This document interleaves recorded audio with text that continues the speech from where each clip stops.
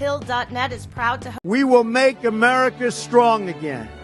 We will make America wealthy again.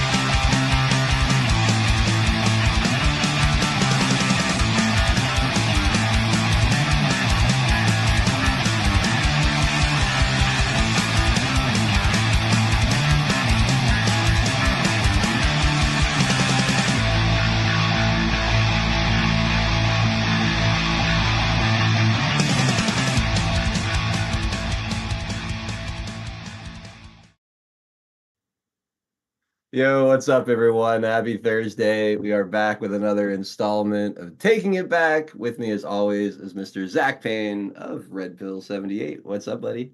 Oh, I'm just having a good day, hanging out. It's always fun to be here every Thursday. Really enjoy doing this show with you, Adel. I love having you on, man. It's always a lot of fun Yeah. kicking around the happenings in the world with you on these Thursdays. It's good to see everyone out there on 412 Productions and over on Badlands Media as well. Wherever you're watching, hit the red pill, the thumbs up, the like button, share the links, repost, retweet, all those wonderful things that help us out. Zach, I don't even know where to start, man. This last week's been crazy. We've got Venezuelan gangs taking over apartment complexes in Chicago and Colorado. The presidential race is insane. You've got the Russian collusion hoax peeking back into existence. They're going after independent media with this Tenet network or whatever it is. Yep. You've got undercover recordings of DOJ officials talking about how the Trump stuff is all a big setup. Travis Kelce and Taylor Swift's contract leaking out, dude. It's just I'm looking at my notes. I'm like, what happened in the past 7 days? Like, where do you want to start, man? Because I'm all over the place right now. I could go a million different directions, and I'm curious. What's most interesting to Zach Payne?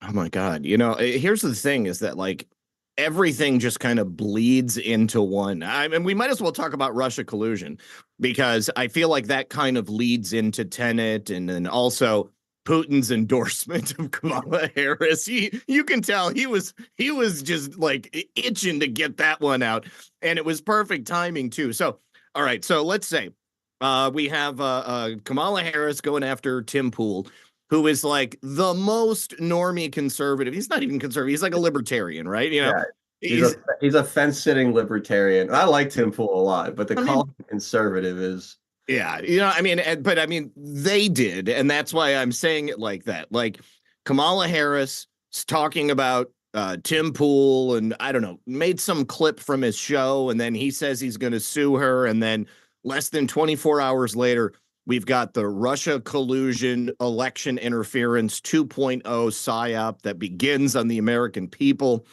And and so they go after some of these big name Twitter and YouTube people, Benny Johnson. Who else do they have? They got Taylor Hansen. He doesn't he write for like Gateway Pundit or something like that? Sounds right. They got Matt Christensen. I know. Matt Christensen's in there too. Okay. Yeah, I like Matt a lot, so I noticed him. Yeah, but okay. Lauren Southern. I mean, she's she was like the original alt-right, way back in the day, which is like totally lame. And then Lauren Chen. I don't know nothing about Lauren Chen. Isn't she like Shoe on Head or something like that? She's a Canadian, so it doesn't even matter to me about Lauren Chen. But so the idea is that RT paid $10 million to Tenet Media to, I guess, like put these guys on the air. I mean, they already all had shows, from what I can tell reading the indictment, it doesn't seem like anybody did or said anything that like RT demanded that they do. It seems like a giant nothing burger. And truthfully, I believe it's a prelude to the federal government claiming that we must have restrictions on speech online, because that's the only way that they're going to purge the Russian disinformation influence campaigns. They're already really upset about Elon buying X. That was like a major vector for Can you them, just point right? out the major hypocrisy before, because I want you to finish making your point, but Yeah. they're talking about, I don't know how much money, but like when you think about CNN and MSNBC and all the like, how much foreign influence like from China and whatnot is in on those major networks that are, you know, like are that's what cracks me up is they sit there and talk about Russian disinformation, disinformation. Yet you have these major media conglomerates that take tons of foreign money one way or another, spreading, I mean, proven propaganda. Like there's so many times they've had to like come out and say like, yeah, what we lied, and they're gonna sit there and hyper focus on Russian disinformation. Well, It's such an absurdity. it absolutely is. And I'll tell you what the secret here. I mean, we don't have the sanctions on China. So that Chinese money flows in and it's like totally cool because China is that one nation that is kind of an adversary to the United States, but they've bought their way into so many circles. And so they don't talk against them because many of these people are being funded by them. Right. I was actually surprised that we had Kathy Hochul and former Governor Andrew Cuomo's aide get busted for being a Chinese influence peddler herself, because obviously she had reached the heights of New York state government, and she was bringing a lot of money into that state from the PRC and the CCP. But they did go after her. Maybe she just got a little bit too close to the sun. She had Icarus syndrome or something like that. But by and large, I mean, the Chinese buy their way into every single media conglomerate, and there is just a lack of a stigma around them. You know, Russia's the bad guy.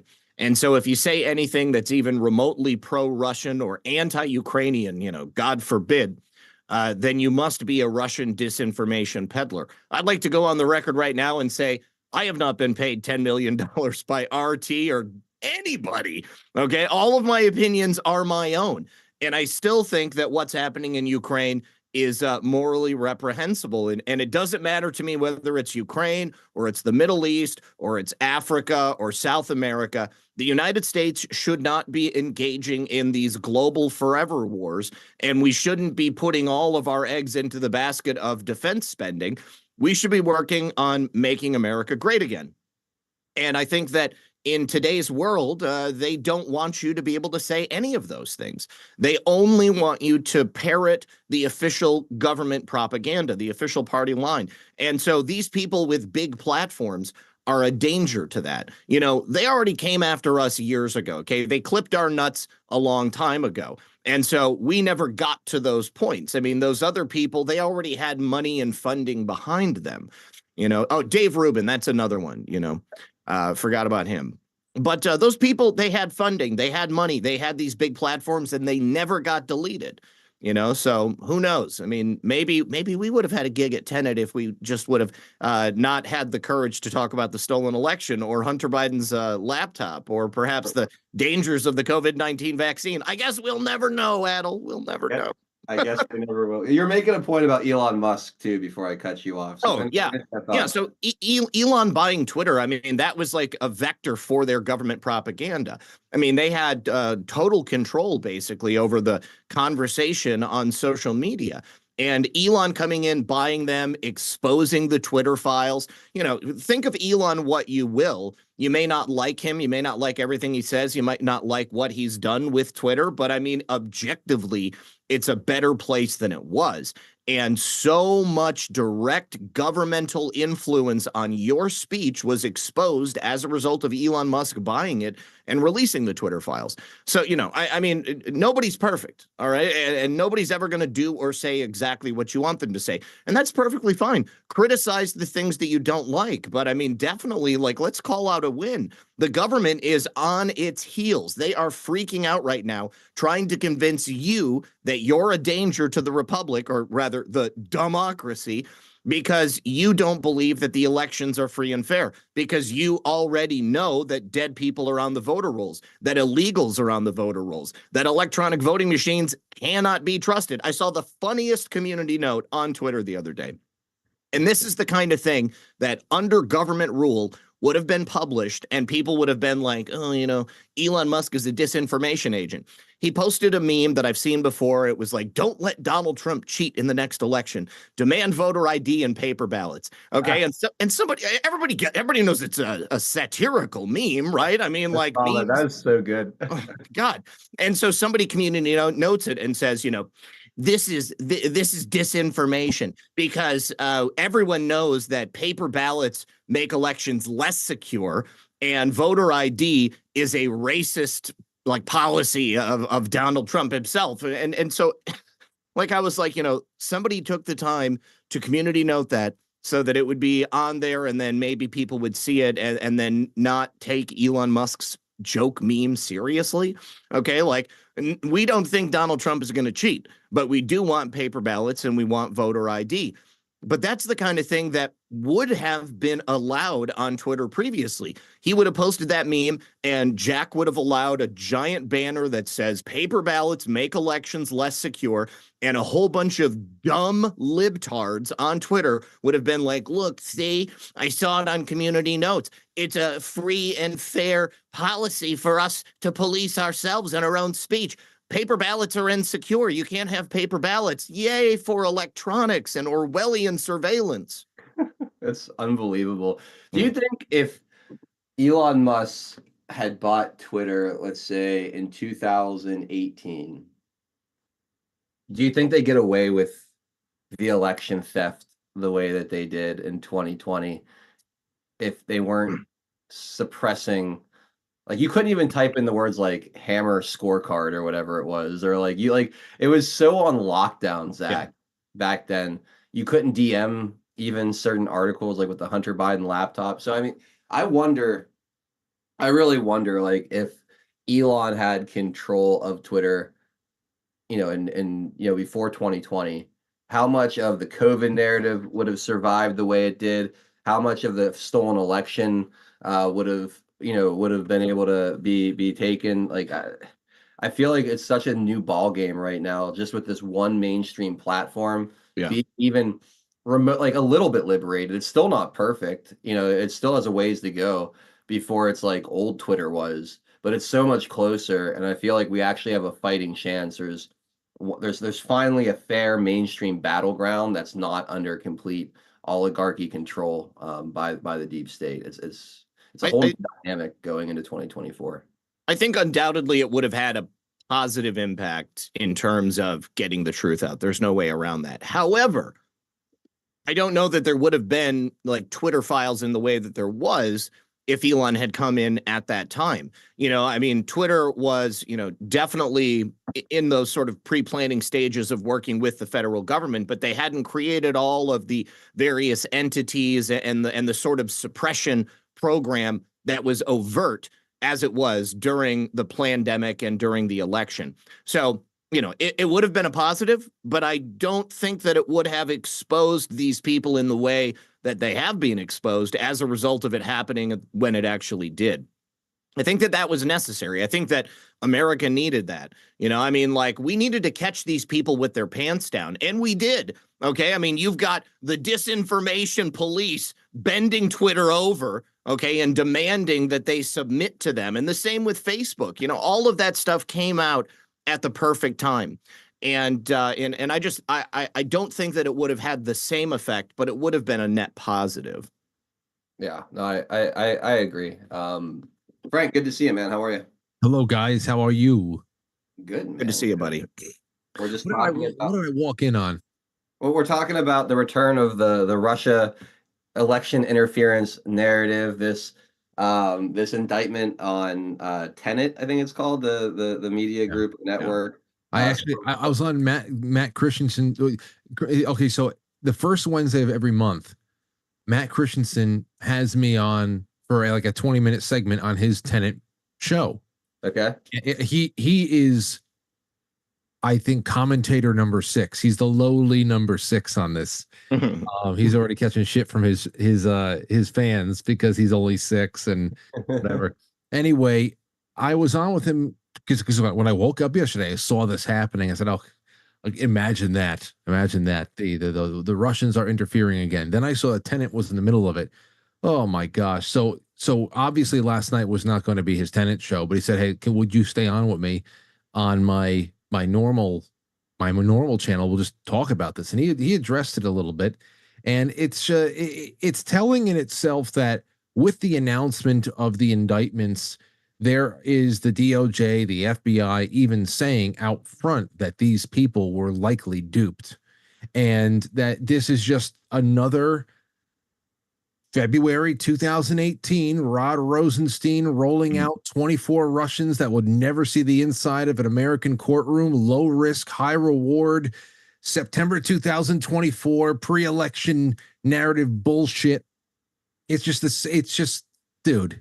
Everything old is new again. Absolutely. It's just so fucking ridiculous. Hey, the only thing new about this is the ridiculous sum of $100,000 that we were told in 2016 was what swayed the election. $100,000 worth of Facebook ads. They at least upped it to a little bit more substantial 10 million, which is still a paltry sum when you think about what makes elections run.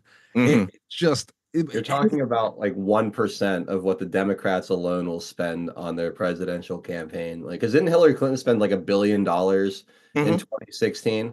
And they're trying to say $100,000 was what swayed the election. Dude. Not to mention that a lot of those ads, like some of them were pro Hillary. It wasn't like they were all just for Donald. And pro Bernie too.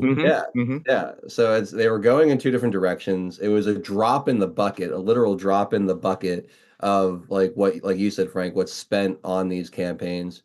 So yeah, they're increasing it to 10 million this time, but still that's 1%, assuming that, the Democrats will spend $1 billion again in this cycle. That's 1%. Yeah, I know. I know. And you think about election interference. This is all coming in the same week, a week after the whole Telegram thing. This is the same week. We got the LGBT diary this week. We had, of course, there is more. The whole Kamala campaign stepping on that landmine where they made that ridiculous statement about the Arlington cemetery situation. And this is also on the heels of just noticing different things. We know about the inherent programmed biases of Google, search engine manipulation from Dr. Robert Epstein, and how serious that is in itself. That's ages old at this point. We know about the inherent biases programmed into ChatGPT, this Alexa thing that is so egregious that they fixed. It was just an error. Did you see that shit? No, what was the Alexa thing? So this guy filmed himself talking to his Alexa bot and asked a series of questions that were parallel to each other, mirrored between Donald Trump and Kamala Harris. Give me some reasons to vote for Donald Trump. Couldn't name any. Give me some reasons not to vote for Donald Trump. Named a bunch. Give me some reasons to vote for and not vote for Kamala Harris. Shit like that.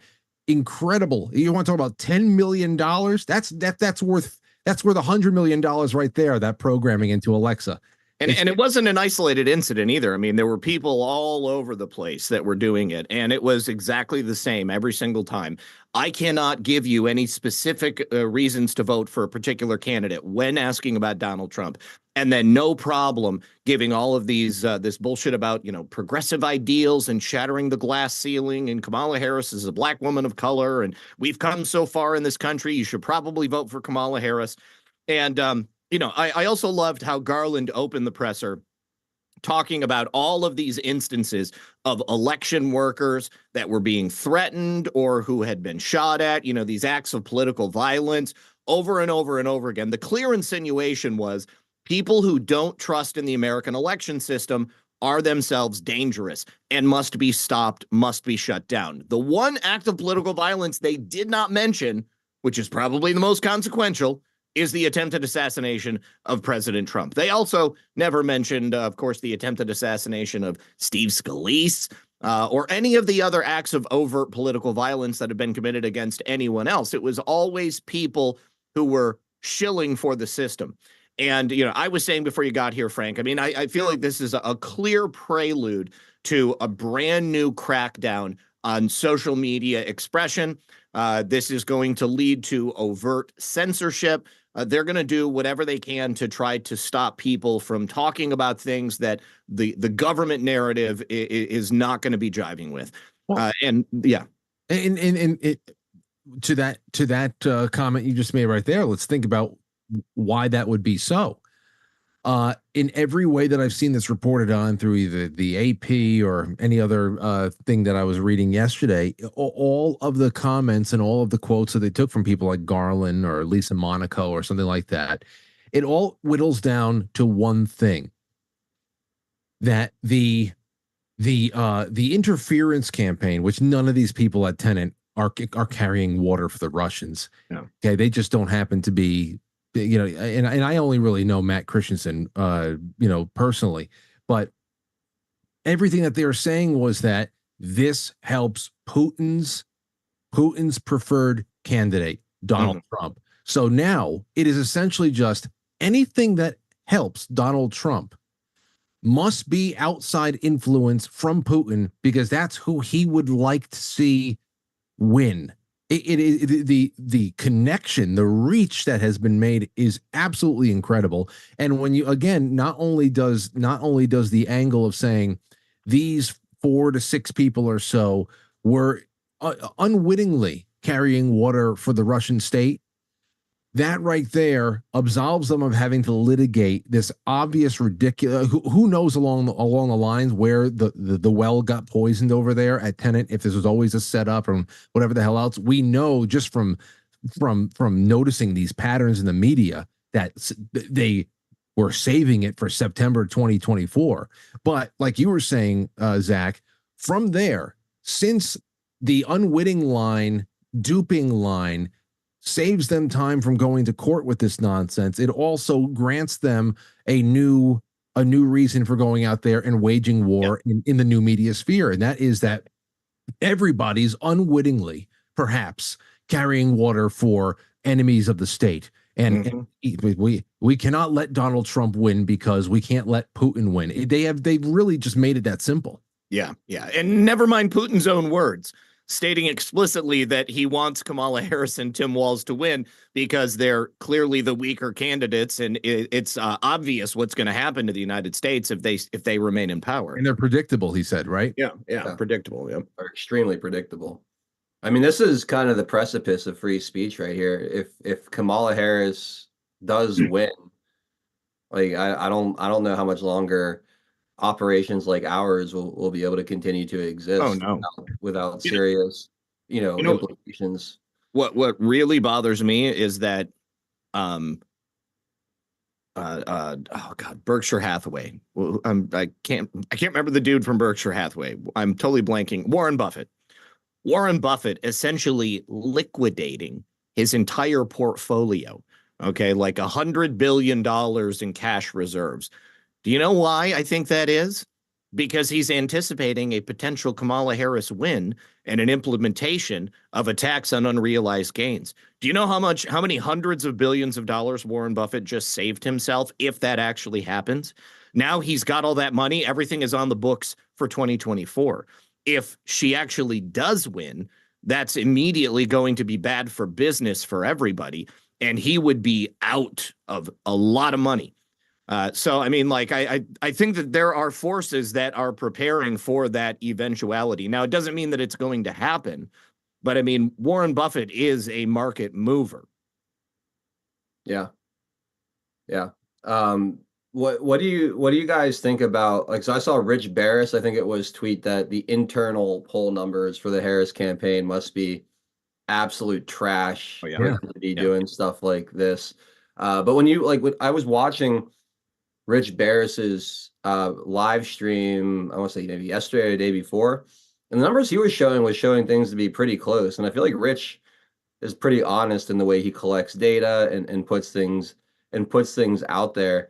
So I mean, what if he's getting a tight race? Like, what are the Democrats looking at, or what does he think they're looking at? Do you think that that's making them panic in this way to basically telegraph to the people in this country, like, we're against free speech, like we are going to shut down freedom of thought online if we win, because they're saying it pretty loud and clear at this point. I don't know. I mean, it may be, there may be something internally with the polling that they see, but there's also this constant need for Democrats. It's never usually the Republicans. Republicans love wallowing in whatever they whenever they're accused of something, they just like they bend over and they ask for more, and they can't fight their way out of a paper bag, so they just stay there like little freaks.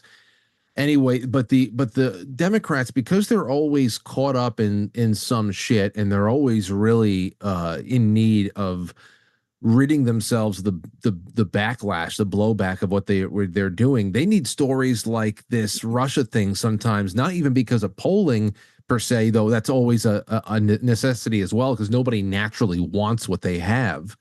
But they also just need to wipe the blackboard from time to time. Every once in a while, they have way too many things they're contending with in the public that you can't possibly deny all at the same time. You have to be held accountable for something.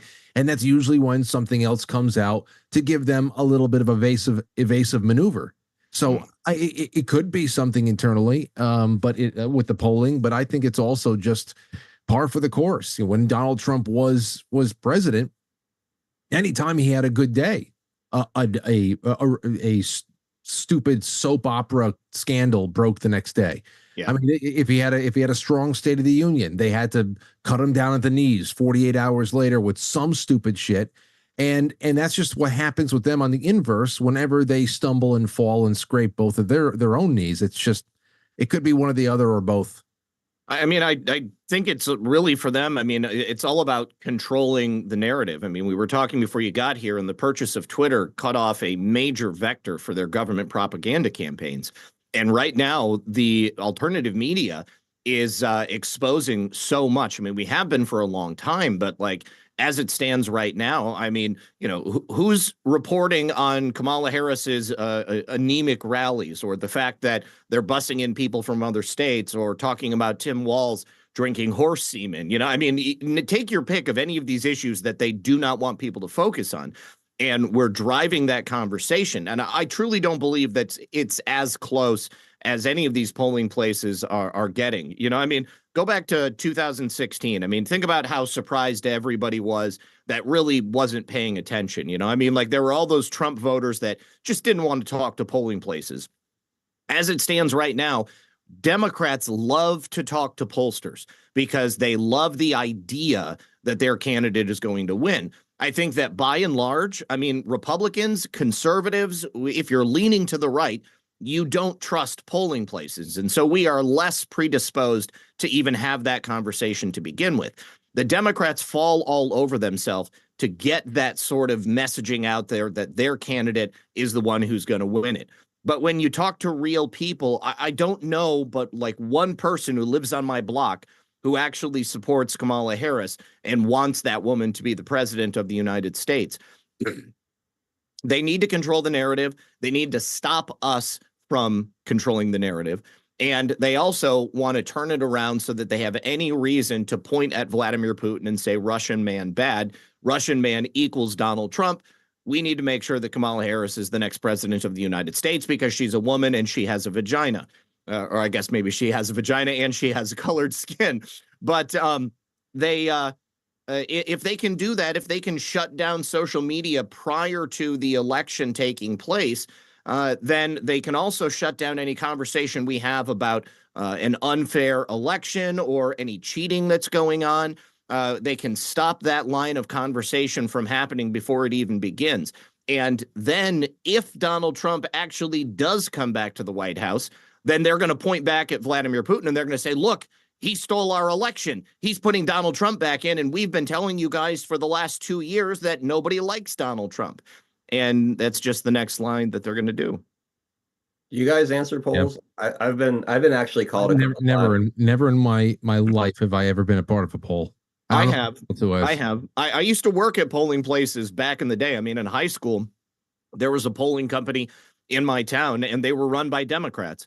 And it was the same thing over and over again. I mean, Democrats love talking to them. Republicans hate talking to them. I always make sure that if somebody calls me, I'm giving them my opinion because I want it to be on the record. I want it to be part of that.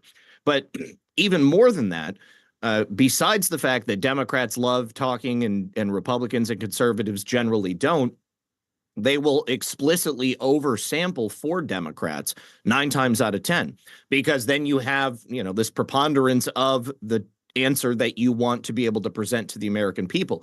And then polls equal suppression. Okay, people might end up saying, it's too close of a race, or look, Kamala Harris is winning. I'm not even going to bother voting. There's a lot of apathy out there on the right, and there has been for many years. I think that it is lesser so, but people think that the election is captured, that it's stolen, that there's no point to even voting.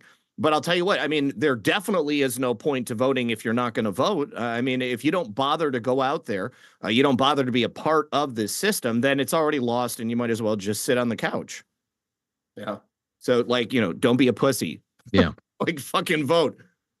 Speaking of the polls, another thing I gathered from watching Rich the other day was the rest of the GOP basically lags about 10 points behind Donald Trump in these polls. He said right now, if he had to bet, essentially, Trump would win the White House, but we'd lose the House of Representatives. The Republicans would. I mean, a 10-point lag is pretty significant. And I mean, it's no secret as to why. The Republican Party's been MIA for a long time. They've been stabbing their constituents in the back. I mean, you look at even just the last couple of years, the Republican House has done absolutely nothing with their majority of value. They have not used their leverage when it comes to these different budgets and continuing resolutions to negotiate for anything that they promised they would. They have another opportunity now with the SAVE Act. I'm not holding my breath that they're going to stand their ground on that either. But I mean, what can, if anything, be done to kind of close that gap between the rest of the GOP and Donald Trump, or is this just kind of the bed that they've made and they have to lie in it this election? Yeah, well, I mean, it's all choices made. I brought Rich on 2 weeks ago for that very same. It was Rasmussen put the poll out that actually did a breakdown in battleground states between Donald Trump and how he was polling, and then every other down ballot Republican in those states. The only state where the Republican had a lead, and it was only like a 6-point lead. Everything else was a deficit they were running. It was in Montana. It was the Senate race in Montana. It was the only place where the Republican had down ballot had a lead over the Democrat challenger. And I brought Rich on because this was something that a comment I had made a couple of days prior to that poll coming out. I said, Rich, actually, it was with the Nicole Shanahan. When Nicole Shanahan came out a couple of days before RFK actually announced that he was going to, remove himself from certain battle, but all everything that happened. But prior to that, she had said what they were mulling over. Do they stay in and establish a third party, or do they do this and team up to try to, just save the country for 4 more years, just to keep things in a little, just to make the worst possible thing from happening not possible. And I said, well, it's one of those things where I brought him on. I said, when Nicole Shanahan said this, and when I see these Rasmussen polls showing that Donald Trump is just his own brand that is using GOP, ballot placement and everything else, but it's not of the GOP. They never accepted him. They begrudgingly gave him the nomination. In every subsequent midterm that they had after he was first elected, they actually tried sabotaging him with misallocating funds and putting up shitty, people and all that stuff. And they did that like in 2022. The 2022 midterms, you guys remember, they deliberately underperformed so that they can come out and say that we need to get away from Donald Trump, to try to say that let's go with someone like a DeSantis. I told Rich, I said, please, am I seeing this correctly? That for the time being, Nicole Shanahan and RFK joining Trump is actually a temporary third party ticket. Donald Trump is not of the Republican Party. And for right now, this is the first time that we've had a third party run, whether you like his platform or not, that actually has a chance to win. You have Ross Perot, then you have 1912 and the Bull Moose Party, which is really just a spoiler, like most third parties really are. But right now, the polling shows it. There's Donald Trump, and then there's the Republican Party. And when he's out of the picture, I obviously people over there at the front office want business to go back to the way it was in 2014. It's obvious they want that, but they're going to be hopelessly lost though. They're never going to. I don't know how they compete again. I don't know where we are in 2028 because I don't see myself voting for a Republican, and because I don't find that, you know, I've been voting for Donald Trump the last three. I've been voting for Donald Trump the last three cycles. I have not been voting for the Republican Party. This is just, but before that, I was voting for fucking Gary Johnson and Ron Paul. And me too. So no, I think you're absolutely right. And it's really unfortunate because, you know, most voters out there right now are Trumplicans. You know, you've got like, you know, your Republican base that are, you know, devoted and they will always vote down ballot. But a lot of those people who are Trumplicans, like they didn't bother voting in primaries. I mean, you just look at the numbers, it's obvious. And that means that America First MAGA candidates can't beat the establishment rhino candidates, like people who are already in power, people who have been in office for a while, the people who are having money spent on them. You know, down here in Florida, there was an America First guy who was running for state Senate, and it was in the Republican primary. There were three candidates. It was an open seat, so it was much easier for the guy that I liked to get in. And then you had a guy who was endorsed by Trump and another guy who was endorsed by DeSantis.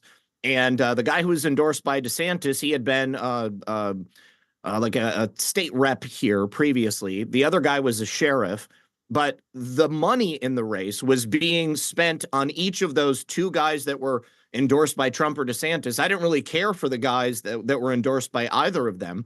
And the guy who was America First, you know, he didn't have any money. And he didn't have support of the people because people were only paying attention to, well, who does DeSantis endorse? Well, who does Trump endorse? And like that endorsement carries weight only because it brings money along with it. But it doesn't mean that it's going to be somebody who's going to really represent the people. Those are like safe bets. And DeSantis and Trump, I mean, oftentimes they're endorsing based upon numbers. If we were out there and we were actually supporting the people who would be supporting us when they get into office, then we could overcome that rhino deficit. We could overcome the money that's being spent on these people. But again, people tend to be apathetic and they don't get out there and do that. And, you know, that's as much a symptom of the difficulty that we have just living our lives today as it is our distrust in the system itself. You know, you're so right about this like third party idea. And I think it goes back, you know, a couple of years when people wanted Trump to just leave the Republican Party. But I'm glad that he didn't, because it gives him access to the money and the infrastructure that's already out there. When he gets back into office and we have this sort of cabinet that's made up of diverse individuals, but all of them outsiders, I'm really hoping that's the way that it goes. You know, we're going to have a different sort of impact on the government, but we do need the House and the Senate to support President Trump and the people that he has in government so that we can have a much greater impact on this system. And, you know, it will kill me if the Democrats take the House and the Senate and then just block everything that Trump wants to do for the next 4 years. Here's the thing, and it's always been this way. Democrats, they are united. Okay, they're united in their hatred of us, in their hatred of the United States of America, in their willingness to support whoever has a D besides their name, simply because they know that by doing so, they're going to beat us. And it will give them a better opportunity to implement their agenda and their will over the rest of this country. And that's a real problem. And I wish that we could just get out of our own way sometimes and get out there and give these people the support that they deserve. But unfortunately, so many people are just focused on that one office, and it takes more than just the office of the presidency to fix this country. I mean, I hope that we're going to see something different, that people are going to show up, and simply because they show up, they will put good people into office. There's going to be plenty of rhinos that come in. But I think that the RNC as an organization right now is better than it has been in our entire lives. You know, I mean, the Trump organization is running the RNC right now.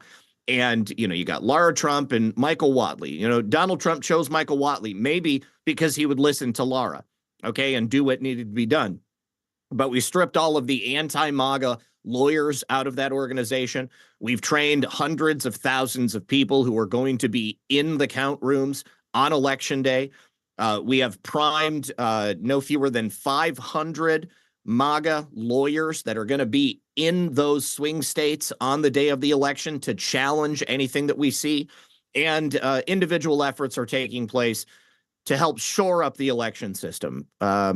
Will it be enough? I hope so. But I already know that there are plenty of people who are running on the Republican ticket who are just normal, like, you know, Racine, Wisconsin type Republicans like Robin Voss or what's his name? Paul Ryan. You know, I mean, like, those people are a blight on the party, and people see them and it makes them not want to participate. But we have to participate, because if we don't participate, the Democrats are definitely participating. Good points. Great points. I can see, I can hope. I can definitely hope, because I often wonder what the hell is going to be left to build on in 2028. But then again, I also don't really care about the federal government. And if we can find a way, or if there's any kind of providence that is on our side for this year, to create an opportunity of 4 years of actual scorched earth, whatever the hell you can do from that Oval Office. As we always say and come back around to in any cast I'm ever on, it's really all about what we're willing to do in our local region. You know, exactly. Locally, what are we going to do? When are we going to find the balls and the means to line item veto the federal government and tell them to pound sand? I don't know if you guys know anything about this, and if this is just breaking, but War Clandestine just tweeted. He said Trump, and he's just shared a piece of media. He said Trump just confirms he would start a government efficiency task force, headed by Elon Musk. When did this happen? The first I saw it was today. I'm planning on talking about it at 5. But I mean, essentially auditing the entirety of the federal government and using Elon Musk to do at the federal level what he did at Twitter and what he's done with Tesla. So, I mean, you know, we have to strip down the federal government. But to your point, the local stuff is so much more important, which again is why it's important for us to vote in every single election. I think that elections should be national holidays. Okay. And if it's a state election, then your state should make that a holiday, so people have no excuse. We should be voting every single time we have an opportunity to vote, because if we don't, then we're just passing it along and allowing somebody else to take control of our sovereignty. But we have to strip back the federal government. And the only way that I think we can do that successfully is if we have the support in Congress. So I pray. What is the balance in the Senate right now? Because a couple of Democrats have left the Democrat Party. Kamala Harris. Did you guys know that Kamala Harris, as the president of the Senate and the vice president to Joe Biden, cast more tie-breaking votes on legislation than anybody else in history? I think it's 50-50 right now, to answer your question. Is it 50-50? Sure. Okay. All right. Well, you have Bernie and who's independent, but I think he votes with the Dems, though. I think Joe Manchin also is now independent, but also still caucuses with the Democrats. Same with Christian Sinema. They leave the Democrat Party because they're in these like purple states, but they don't change any of their behavior. Yeah. So they still essentially give the Democrats the majority they need to push a lot of this stuff through. or at least with the help of a bunch of rhinos, push a bunch of stuff through. So Yeah, well, I mean, this will, maybe we'll save this for tomorrow, Adel, when you're in studio. okay. Exactly. Adel's going to be in my studio tomorrow night. Yeah, I was kind of pissed off that I didn't get an invitation. You always have an invitation. He's just within driving distance. I'm just playing with you, bro. I'm playing. Yes, somebody in my chat told me about it, and then he told me about it when we got on the pre-show. You can always hitch a ride into Westchester County Airport with some illegals. Yeah. Yeah. I mean, I could pass myself off as a Latin illegal, couldn't I? Yeah, with the tan now. Yeah, you got absolutely. Just how's your Spanish? No hablo español. Yeah, I can't speak anything. Yeah, exactly. Yeah, I mean, they'll give you the $2,000 prepaid credit card, the plane ticket, top class accommodations. I hear in New York, Frank, they're getting $15,000 a month on their bridge card. I didn't hear about that. 15,000 a month, was that per family unit or something? Probably, yeah. But I mean, 1,000 a month. Yeah, that's freaking crazy. Dude. A whole lot of OnlyFans. Yes. Holy shit. Oh god. I never heard about. I didn't read that. I've read about the big Fortune 500 companies in New Jersey that are recharging the EBT cards at like $1,000 a clip. I didn't hear about $15,000 a month.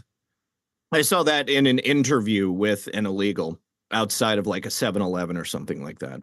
Yeah, free rent for 2 years, 15 grand a month on the EBT, cash assistance too. I mean, if you're getting 15 grand on your EBT card, you can buy anybody a whole thing of groceries and then get a lot of crack for that money if that's what you're doing. Yeah, absolutely terrible. Much empty an entire Aldi for 15 and $15,000. You're living like a king with $15,000 a month. Yeah, dude. I mean, that's more than I make like in just salary for fucking everything. That's what I'm saying. Like I have a full-time job and do this, and that's considerably more than what I make. Oh my gosh. I think Kick Dreaming, he's in New York. He says they raping the food stamps out here. Oh, Kick Dreaming's in New York? Yeah. Oh, hold on, wait. Somebody says 1,500 or 15,000. It's got to be 1,500. That was the quote. That was the quote from this person. 15,000. That is mindless. That's an obscene amount. For real?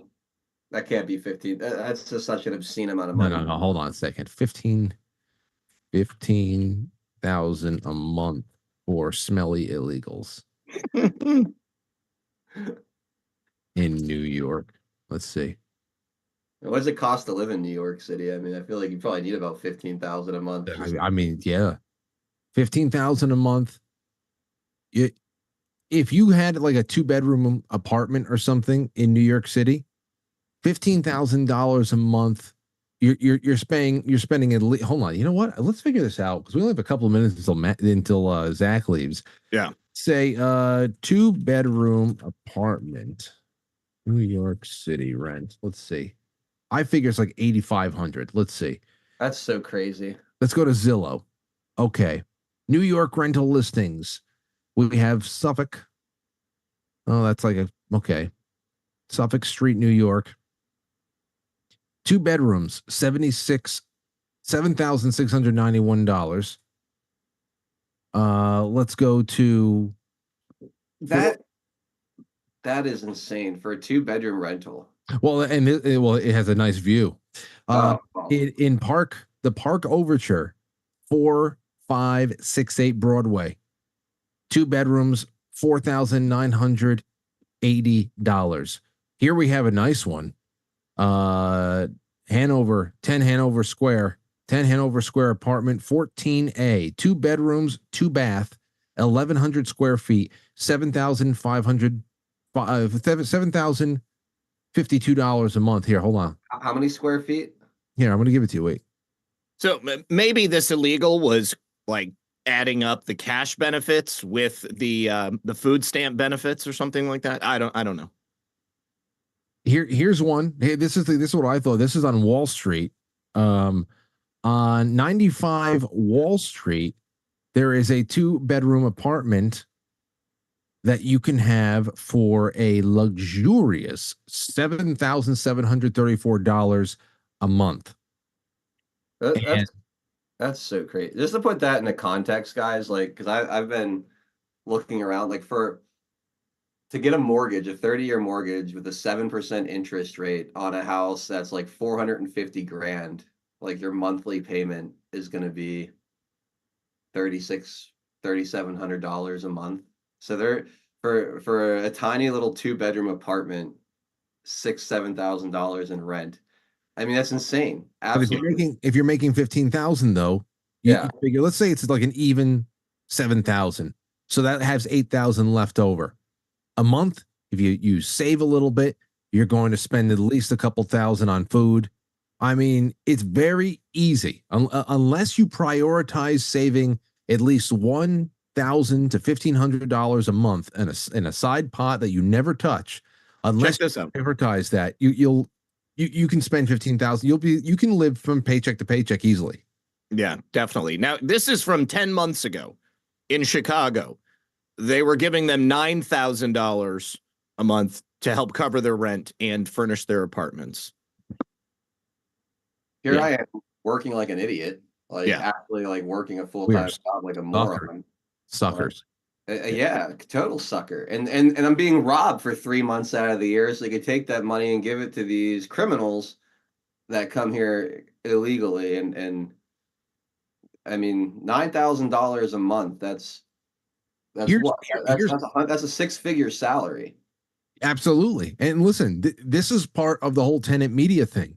When you talk about what were these commentators unwittingly promoting on behalf of Russia, I saw some things where they're saying that they're getting around to talking about replacement theory or the fact that crime was rising because illegal immigration was rising. It's like that's right. I mean, I live this.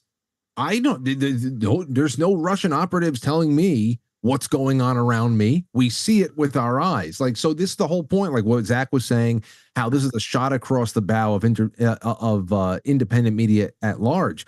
We just engaged in Russian propaganda, and it's just stuff that we're seeing with our eyes as American citizens, but they have equated it to Russian propaganda. So it's crazy how they have the chip set up right now.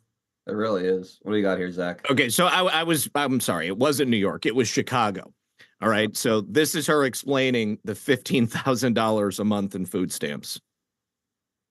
No, $15,000 in food stamps and $5,000 in cash money. Every month they're getting it. Yeah, and they're getting 6 months free rent. But this was the first time I heard about it. I've heard it's 2 years free rent, getting Section 8. How do you even eat $15,000 worth of food in a month? It's a lot of ribeyes.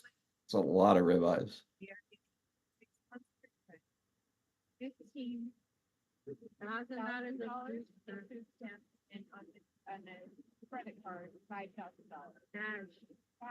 In jail, straight to jail.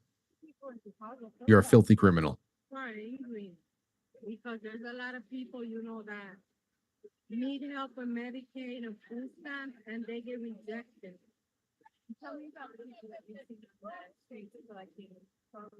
All right. So there it is. That's from a Chicago resident. Makes your freaking blood boil, man. It really makes your blood boil. Filthy criminals, man. How hard you work to stay afloat or save some money, the amount that gets extorted from you by the federal, state, and local government through your income taxes. Then you're taxed on consumption. But when it's all said and done, you're just completely robbed blind. And then there are people that break the law to be here, and they are just given everything you work for nothing. I mean, it's just enough to make you go into a rage. Yeah, and it's you have to. Your mind goes to dark places because you keep wondering. All right, well, I can't withhold the taxes. I'm not withholding my taxes because I'm not going to be ripped away from my family. Right. Yeah. So it's like it's almost like an earthly purgatory where it's just like I can't control 300 million people around me. If I can control them with my mind, I wouldn't do anything bad to them. I would just have them sit on their hands in January and February, March and April of every year and not pay their taxes. But I can't do that. We're all just gonna be fucking slaves. I'm not gonna be the only idiot that doesn't show up to the SAT. Right. Yeah. No, I hear you. You guys, I love you both, but I have to go because I got to start my countdown. See you, man. Have a good show, buddy. Yep, you too. Peace. There he goes. Zach Payne, redpill78news.com. Guys, going live at 5 o'clock here, so in a few minutes. Frank, I know you said you had to peace out a bit early here too today. So do you want to plug your show, what you got going on tonight? You had a good one tonight. I with Timothy Gordon and Jay Dyer. Yeah. I have them both coming on tonight because I was asked by a member of my audience, an agnostic member of my audience, why am I religious? And I guess more specifically, why Christianity? If there's 10,000 religions in the planet, how do you get it down to just one and conclude that this is the true one? So because that's far beyond my pay grade, I'm still just getting back to church and thinking about things like this and trying to make changes in my life. I said, I'm going to bring on two guys who do this professionally. And we're going to have a good time with that. Why Christianity? If we have any time in the second half, like more than 40 minutes, then maybe we'll circle back around to this Russian disinformation thing. If not, I will save a lot of my notes for tomorrow when you are in studio physically. I can't wait, man. I'm so excited for that. It'll be great. Matt will be there. Do you smoke hookah or you have no interest? Oh no, I enjoy a good hookah from time to time. It's been a while, so. So if so, maybe tomorrow I'll get there a little bit early and I will scrub down the pipes and we'll see what happens. But either way, I can't wait to see you tomorrow. I hope everybody here tunes in not only at 7 o'clock on my Rumble or quite frankly.tv, but tune in tomorrow night at 7 o'clock because Adel will be there in the flesh. All right. Awesome. Frank, thank you so much, man. I'll see you tomorrow. All right. Peace, brother. All right. There he goes. Frankie Val of Quite Frankly TV, Quite Frankly.tv, excuse me. I can't tell you how excited I am to be heading out his way tomorrow to actually hang out in studio. Frank and I have been talking about doing that for a while now, and it's finally coming to fruition. So I'm just very excited for tomorrow. Hookah.